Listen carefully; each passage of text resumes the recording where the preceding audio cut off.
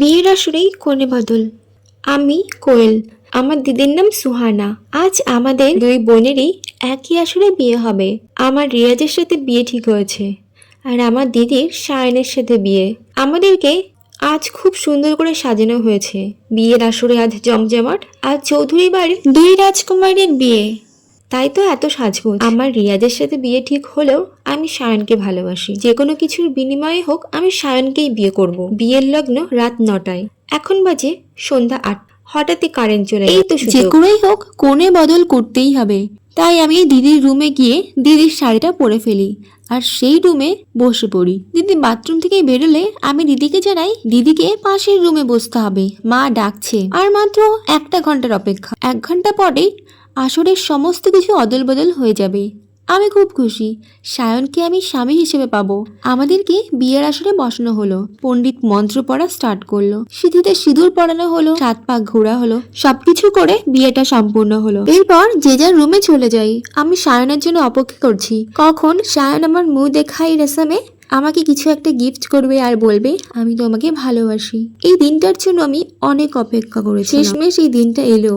আমি আর নিজেকে সামলাতে পারছি না, এত খুশি হচ্ছে নিজের মনে মনেই, সেই আনন্দটা প্রকাশ করতে পারছি না। দেখতে দেখতে সেই মুহূর্ত চলে এলো। সায়ন আমার দিদির জায়গায় আমাকে দেখে ভীষণ রেগে গেল, কারণ সায়ন আমার দিদিকে ভালোবাসে।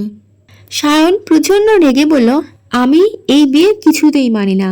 দিদিকে বিয়ে করার জন্য গোটা 9 বছর অপেক্ষা করেছে সায়ন, তাই কিভাবে আমাকে তার বউ হিসেবে মেনে নেবে? এটা কি সহজ কাজ? সায়ন প্রচন্ড রেগে গেল আর আমাকে বলে, আমি এই বিয়ে কিছুতেই মানবো না। তুমি আমার বউ কখনোই হতে পারবে না। আমি তোমাকে বউ হিসেবে মানি না। তোমাকে কোনো দিন আমার বউয়ের মর্যাদা আমি দেব না। তুমি একটা ফ্রড, চিটার, তুমি একটা ঠক জোচ্চোর। বেরিয়ে যাও আমার রুম থেকে, জাস্ট বেরিয়ে যাও। আমি তোমার মুখও দর্শন করতে চাই না। I hate you, I hate you. তুমি বুঝতে পারলে আমি তোমাকে ঘৃণা করি, আমি তোমাকে ঘৃণা করি। তুমি আমার জীবনটা শেষ করে দিলে।